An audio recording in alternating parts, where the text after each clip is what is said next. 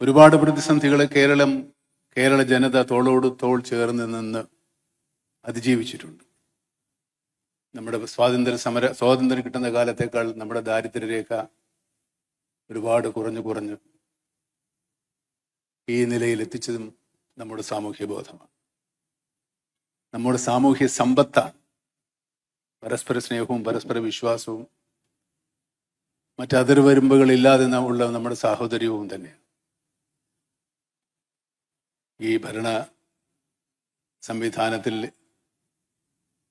അർപ്പിക്കപ്പെട്ടിട്ടുള്ള ഈ ഉത്തരവാദിത്വം വളരെ വിശ്വാസപൂർവ്വം അവർ നിർവഹിക്കും എന്ന് തന്നെയാണ് ഞാൻ വിശ്വസിക്കുന്നത്. അതിന്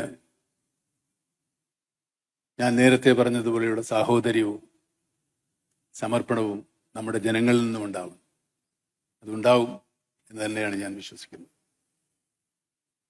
ഞാൻ നേരത്തെ പറഞ്ഞതുപോലെ 8-9 മാസമായി ഒരു പൊതുവേദിയിലോ നാട്ടിലോ ഒന്നും ഇറങ്ങാത്ത ആളാണ്. ഞാനിപ്പോൾ വന്നപ്പോൾ ഒരുപാട് കണ്ണഞ്ചിപ്പിക്കുന്ന വികസനങ്ങൾ ഉണ്ടായിട്ടുണ്ട്. ഞാനിപ്പോൾ എറണാകുളത്ത് നിന്ന് ഒരുപാട് ദൂരം യാത്ര ചെയ്താണ് വരുന്നത്. ഇപ്പോൾ യാത്ര ചെയ്യാൻ ബുദ്ധിമുട്ടാണ്.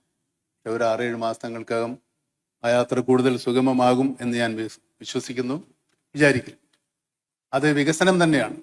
പക്ഷേ വികസനമെന്ന് നമ്മൾ പറയുമ്പോൾ വികസനം ആരുടെ വികസനമാണ്?